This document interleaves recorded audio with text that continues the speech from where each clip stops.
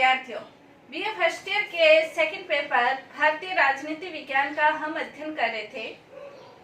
इसके अंतर्गत राजा राम मोहन राय के चिंतन से संबंधित हम अध्ययन कर रहे थे। राजा राम मोहन राय के जो राजनीतिक विचार है उनका हम अध्ययन कर रहे थे। राजनीतिक विचारों के अंतर्गत राजा राम मोहन राय व्यक्तिगत स्वतंत्रता के समर्थक थे, राष्ट्र की स्वतंत्रता के समर्थक थे। ब्रिटिश शासन के प्रति उनका जो विचार थे वो प्रशंसात्मक विचार थे और वो ब्रिटिश शासन को एक वरदान की तरह मानते थे। हालांकि उनका ये मानना था कि 40 वर्ष तक ब्रिटिश शासन रहे तो ठीक है। इसके अलावा वो प्रेस की स्वतंत्रता के भी समर्थक थे। इन विचारों का हम अध्ययन कर चुके हैं। आज हम राजा राम मोहन राय के जो अन्य राजनीतिक विचार है उनका हम अध्ययन करेंगे। अन्य राजनीतिक विचारों के अंतर्गत सबसे पहले न्यायिक व्यवस्था का जो स्वरूप है उसके बारे में हम अध्ययन करेंगे। 1827 के अंतर्गत ब्रिटिश शासन ने एक अधिनियम पारित किया था। उस अधिनियम के अंतर्गत ये था कि जब यूरोपियन लोगों के ऊपर यानी कि अंग्रेजों के ऊपर जब कोई मुकदमा चलाया जाए तो उस समय जो भारतीय है वो उसमें जूरी व्यवस्था में नहीं बैठ सकते। राजा राम मोहन राय ने उसका विरोध किया और उन्होंने ये कहा कि भारत की न्यायिक व्यवस्था के अंतर्गत सुधार होने चाहिए। और इसी सिलसिले में ब्रिटेन के अंतर्गत जो लोक सदन की प्रवर समितियां थी उन्होंने राजा राम मोहन राय को आमंत्रित किया था कि आप अपने इस विषय में अपने साक्ष्य प्रस्तुत कीजिए। राजा राम मोहन राय ने जो साक्ष्य प्रस्तुत किए थे 1833 में वो प्रकाशित हुए थे। 1833 में भारत में राजस्व और न्यायिक प्रणालियों की व्याख्या के संदर्भ में उनके ये साक्ष्य प्रकाशित हुए थे। न्याय प्रणाली के संदर्भ में क्या क्या सुधार किए जा सकते हैं उसके अंतर्गत उन्होंने अपने इन साक्ष्यों में ये बताया था कि भारत के अंतर्गत जो न्याय प्रणाली है उसमें वर्तमान समय क्या क्या सुधार किए जा सकते हैं। पहला सुधार उन्होंने ये बताया था कि न्याय प्रणाली के अंतर्गत जो ये असमानता की भावना है वो खत्म की जाए, यानी कि भारतीयों को जो जूरी क्षेत्र अधिकार है जूरी व्यवस्था के अंतर्गत वो भारतीयों तक सीमित नहीं होकर बल्कि बिना असमानता के सभी क्षेत्रों तक होना चाहिए। दूसरा उन्होंने ये बताया था कि न्यायिक व्यवस्था और कार्यपालिक व्यवस्था, प्रशासनिक व्यवस्था, न्यायिक व्यवस्था और प्रशासनिक व्यवस्था का पृथक्करण होना चाहिए।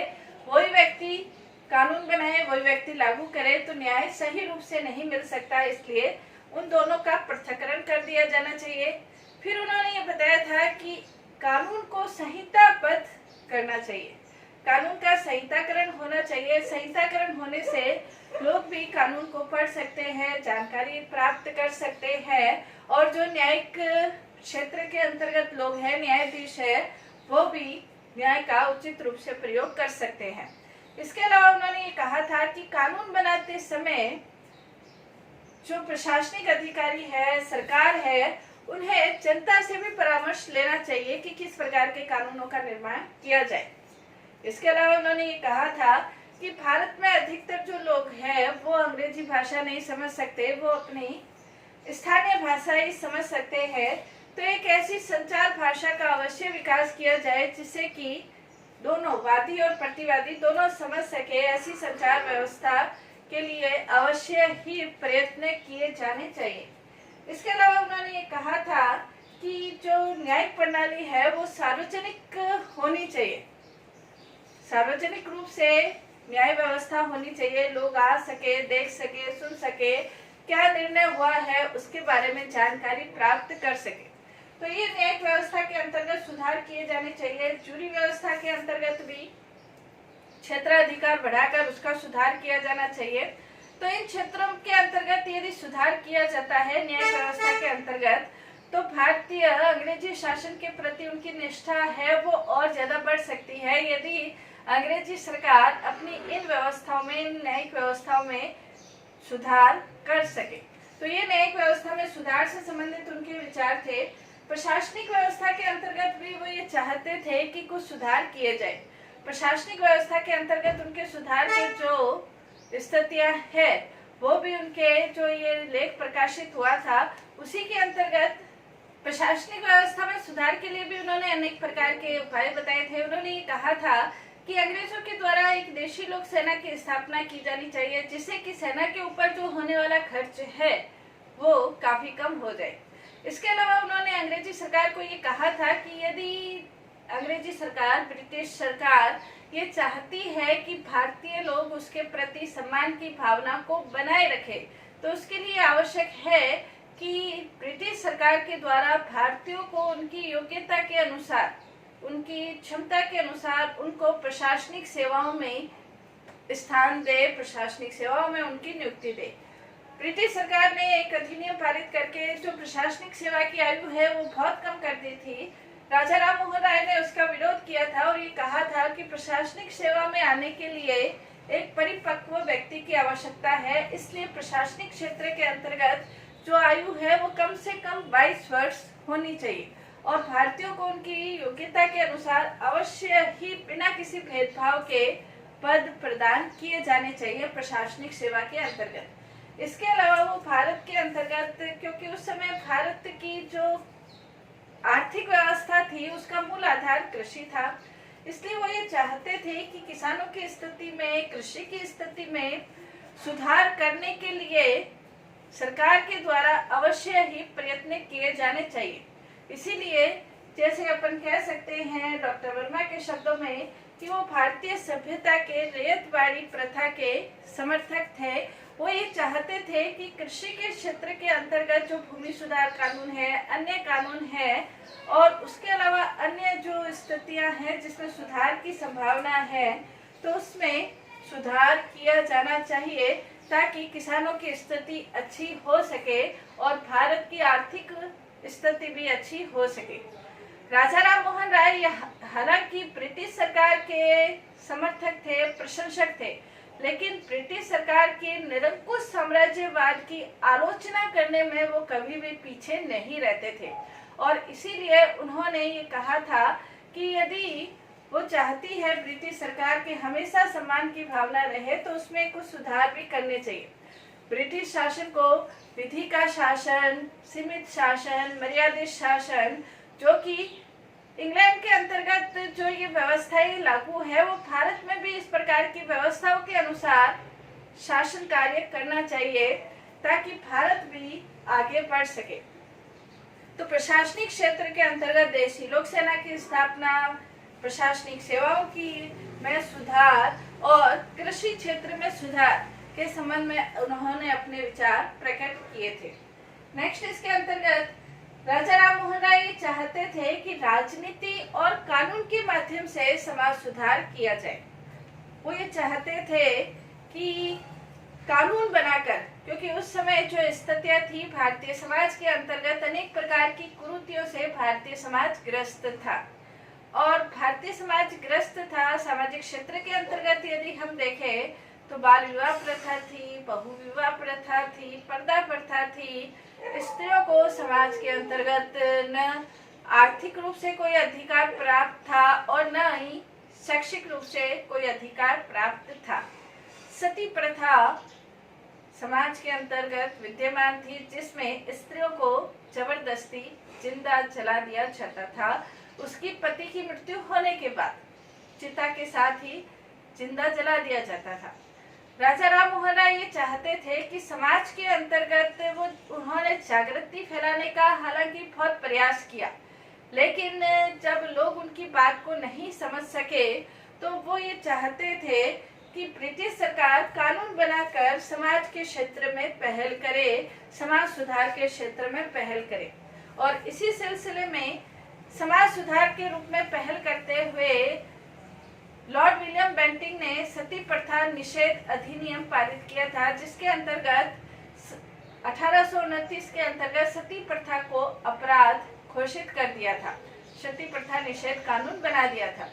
तो राजा राम मोहन राय ये चाहते थे कि समाज के अंतर्गत उन्होंने हालांकि अपने धार्मिक ग्रंथों के आधार पर उनका जो ज्ञान था वो बहुत गहन ज्ञान था और वो इस निष्कर्ष पर भी पहुंचे थे कि जो भी बुराइयां समाज के अंतर्गत है उसका धार्मिक रूप से किसी भी प्रकार का कोई लेना देना नहीं है, लेकिन धार्मिक आधार पर ही इन परंपराओं को, कुरीतियों को, बुराइयों को समाज के अंतर्गत राजनीति और कानून के माध्यम से वो समाज सुधार करना चाहते थे।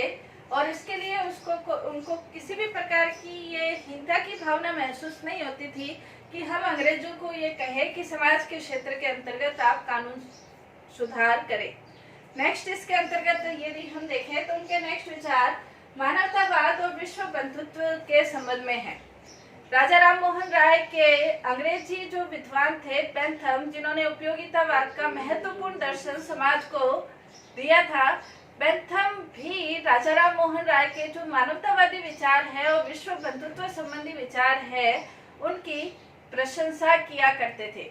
राजा राम मोहन राय जब भी प्रार्थना करते थे तो उस प्रार्थना के अंतर्गत वो इसी प्रकार की प्रार्थना करते थे कि भगवान धर्म को ऐसा बना दे जो मानव के बीच भेद को खत्म करने वाला हो और आपस में प्रेम, भाईचारा, शांति को बढ़ाने वाला हो। राजा राम मोहन राय पूरे विश्व के संदर्भ में एक परिवार की भावना के आधार पर कार्य करना चाहते थे। वसुधैव कुटुंब की भावना के आधार पर वो ये चाहते थे कि दुनिया के अंतर्गत, विश्व के अंतर्गत जहाँ पे भी लोग हैं वो प्यार से, भाईचारे से वो निवास करें।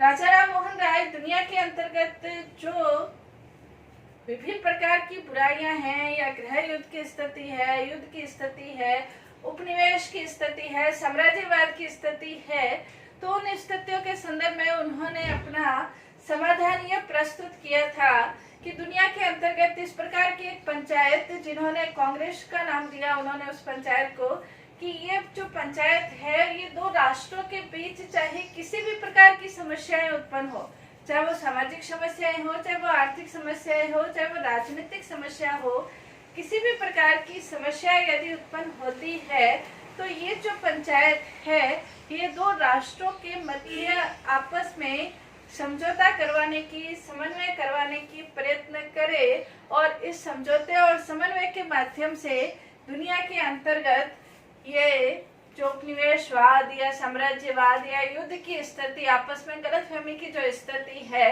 वो दूर की जा सके। राजा राम मोहन राय ये भी चाहते थे कि दुनिया के अंतर्गत हम कदम विश्व संघ के और उठा सके, पूरा विश्व एक राज्य के रूप में हो और किसी भी प्रकार की लड़ाई झगड़ा इत्यादि नहीं हो। इस दिशा की ओर हमें अवश्य ही कदम उठाए जाने चाहिए। तो उनकी मानवतावादी या विश्व बंधुत्व की जो भावना है, जिसके अंतर्गत हम कह सकते हैं कि वो चाहते थे कि दुनिया के अंतर्गत लड़ाई झगड़ा नहीं हो, युद्ध नहीं हो। वर्तमान समय, उस समय उनके जो विचार है मानवतावादी या विश्व बंधुत्व संबंधी उनके जो विचार है, यदि हम आज के संदर्भ में देखें तो आज के संदर्भ में भी उनके विचार और ही ज्यादा प्रासंगिक है। जहां आज पूरे विश्व में आणविक संकट, परमाणु संकट की ओर से जब गुजर रहा है और इसके संदर्भ में जब निशस्त्रीकरण की स्थिति बनी हुई है, निशस्त्रीकरण की दिशा में हम आगे बढ़ रहे हैं, तो राजा राम मोहन राय के जो विचार है, विश्व बंधुत्व से संबंधित जो विचार है, वो और भी ज्यादा आज प्रासंगिक लगते हैं। राजा राम मोहन राय ये चाहते थे कि ब्रिटिश सरकार जो साम्राज्यवादी रवैया अपना रही है, लेकिन उनके साम्राज्यवादी रवैये के अंतर्गत भी उनकी महत्वपूर्ण जो मंशा है, वो महत्वपूर्ण मंशा अपने जो राज्य है उनके ऊपर उनकी साम्राज्य करने की इच्छा नहीं, बल्कि उन देशों को शासन व्यवस्था के रूप में परीक्षित करने की उनकी मंशा है और उनकी मंशा सही है। इसलिए विदेशी शासन होते हुए भी ब्रिटिश सरकार दूसरे राज्यों के संदर्भ में अपनी नीति, ब्रिटेन का जो उपनिवेशवाद है, साम्राज्यवाद है, वो लोगों के हित के लिए है। लेकिन ब्रिटिश सरकार के प्रशंसक होते हुए भी राजा राम मोहन राय भारत के संदर्भ में जब भी किसी ने भारतीय व्यक्तित्व की, भारत की आलोचना की है, उसका उन्होंने मुंह तोड़ जवाब दिया है। एक बार किसी ने राजा राम मोहन राय को ये कहा था कि आपको नहीं लगता कि जो भारतीय है वो अपने एशियाई व्यक्तित्व के कारण ही गिरे हैं? तो राजा राम मोहन राय ने उत्तर देते हुए कहा था कि ज्ञान के अभाव के कारण हम ये कह सकते हैं कि इसका ऐसा हुआ है, लेकिन यदि वास्तव में देखा जाए तो पूरे विश्व के अंतर्गत, पूरे संसार के अंतर्गत ज्ञान की ज्योति जगाने के लिए पूरा विश्व हमारे पूर्वजों का, यानी कि भारतीयों के पूर्वजों का ऋणी रहेगा। कहने का तात्पर्य यह है कि ब्रिटिश सरकार के समर्थक होते हुए भी, प्रशंसक होते हुए भी भारत की सभ्यता, भारत का गर्व और भारत की संस्कृति के प्रति उनमें सम्मान की भावना थी। तो राजा राम मोहन राय के ये जो राजनीतिक विचार है, उसके आधार पर हम कह सकते हैं कि राजा राम मोहन राय ने राजनीति के क्षेत्र में, उस समय के हिसाब से देखा जाए तो राजनीति के क्षेत्र में अपने महत्वपूर्ण विचार प्रकट किए। धन्यवाद।